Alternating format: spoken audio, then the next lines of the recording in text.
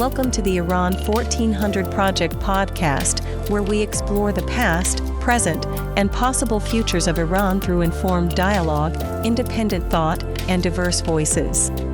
From historical insight to emerging narratives, we connect ideas to action in the pursuit of a more just, inclusive, and forward-looking society.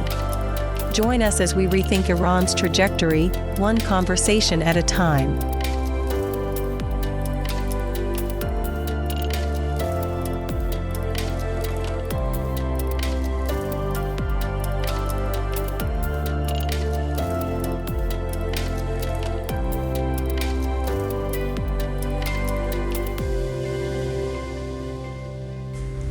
Today, we're doing a deep dive into a really defining moment in Iran's modern history, the 1906 constitutional revolution. Absolutely pivotal. Yeah, think of it less as just history and more like the foundation stone for everything that came after in Iran's civic, political, and economic life.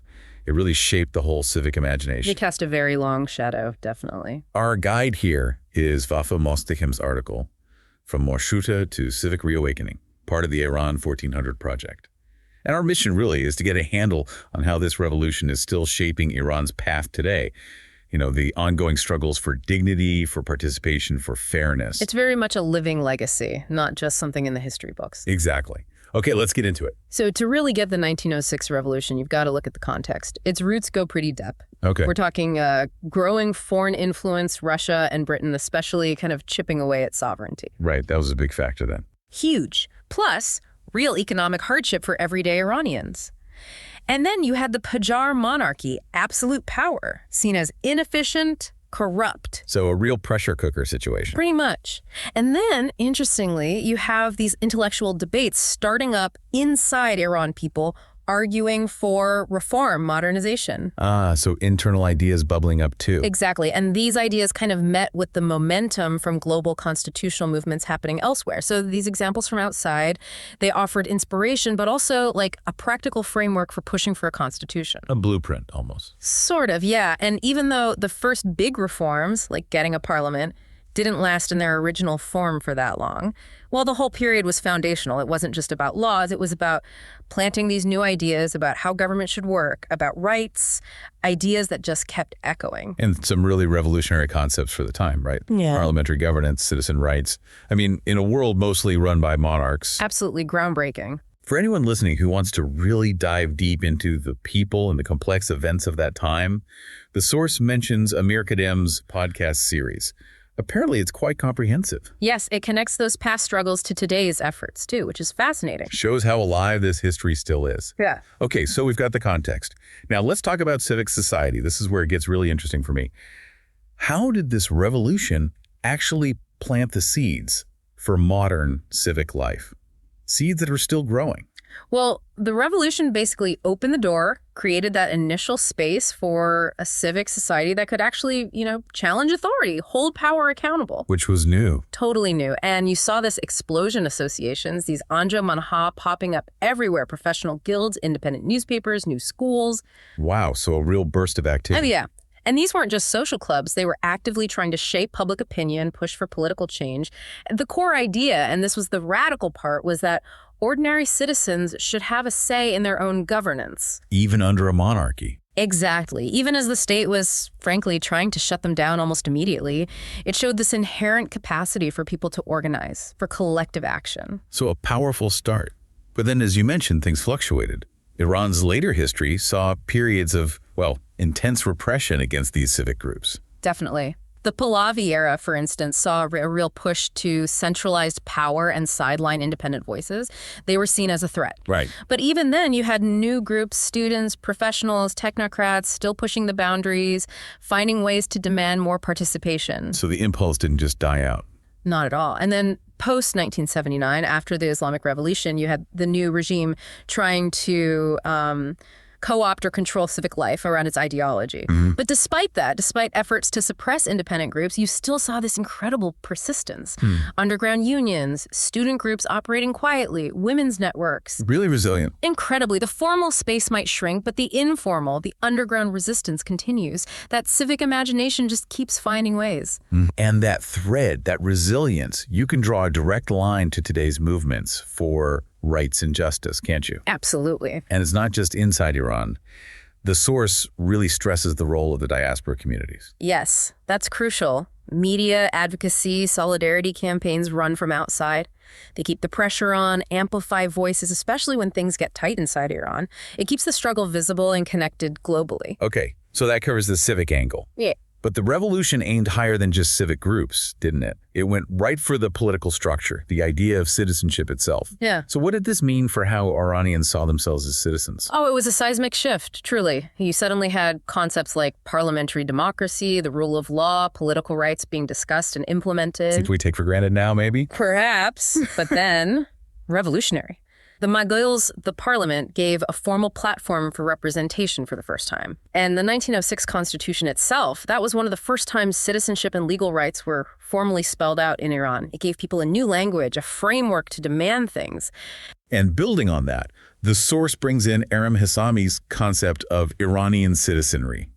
Can you unpack that a bit? Yeah, it's an interesting idea. Hessami suggests it's more than just a legal status. It's about this deeper connection, shared culture, history, a link to the land itself that forms a kind of unifying identity. Okay. So his framework sort of builds on those early constitutional ideas, framing citizenship not as fixed, but as this ongoing process, constantly being shaped and reimagined by Iranians throughout history, linking past struggles to present identity. I see. But, and this raises a key question, that initial promise of political reform. It didn't fully last, did it?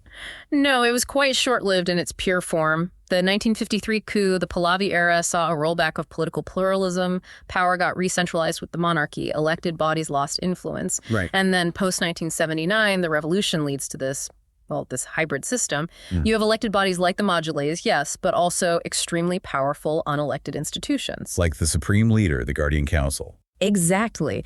And a judiciary based on a strict interpretation of Islamic law. This creates this inherent tension, this constant push and pull between the idea of popular will and this unelected religious authority. That conflict really defines modern Iranian politics and makes realizing full political rights very difficult. It's a complex picture.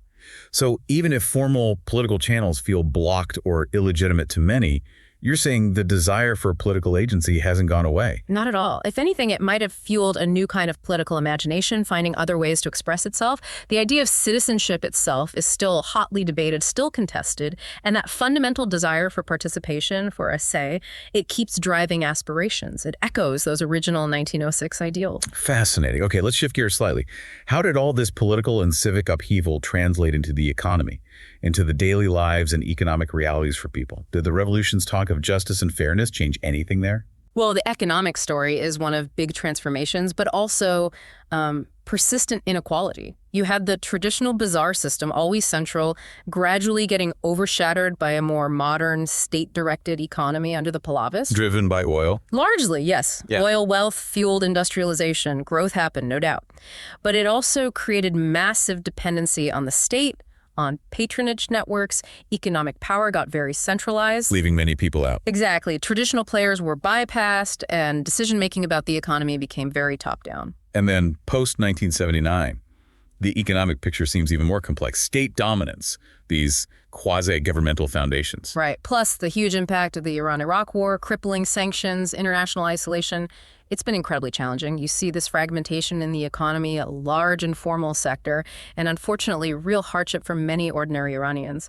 High unemployment, especially for young people, currency problems, those are persistent issues. It sounds quite bleak in some ways. It can be, but, and the source points this out, you also see these pockets of innovation, often driven by young people, by women. Like what? Think tech startups in cities, women finding ways to run businesses online, bypassing some of the old structures. It's not system-wide change yet, but it's there. And these efforts, this drive for economic opportunity, it really echoes those original demands from 1906 for a fairer, more just society. People are still pushing for equitable access. And the diaspora plays a role here too, economically. Yes, definitely. You have Iranian entrepreneurs, academics abroad, creating economic spaces, sometimes acting as conduits for knowledge or capital. But there's still a big disconnect often between the diaspora's resources and the day-to-day reality inside Iran. So the challenge remains. How do you build economic institutions within Iran that are transparent, inclusive, sustainable, that offer real opportunity for everyone? That's the core question, really. How do you achieve that economic justice alongside the civic and political goals?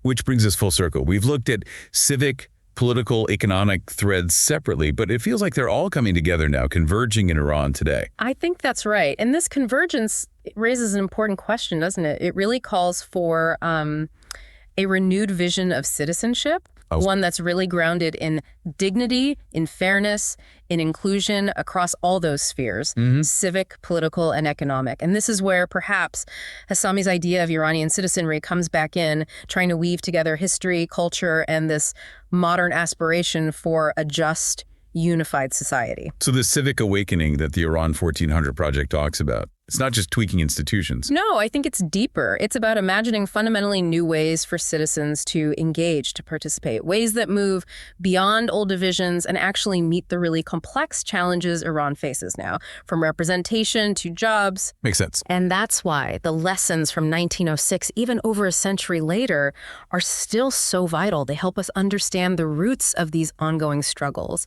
and maybe offer clues for building that more just, more participatory future.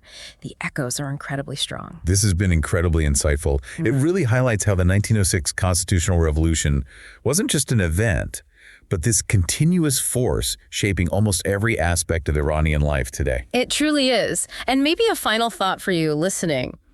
Think about how this idea of being an Iranian citizen isn't something static. It's not just a passport. Right. It's this dynamic thing constantly being fought for, redefined, reimagined, shaped by this deep history, like the revolution we discussed, but also by hopes for the future. What part of that ongoing journey stands out most to you? That's a great question to leave us with. Thank you for walking us through that. And thank you all for joining this deep dive. Keep exploring, keep questioning history.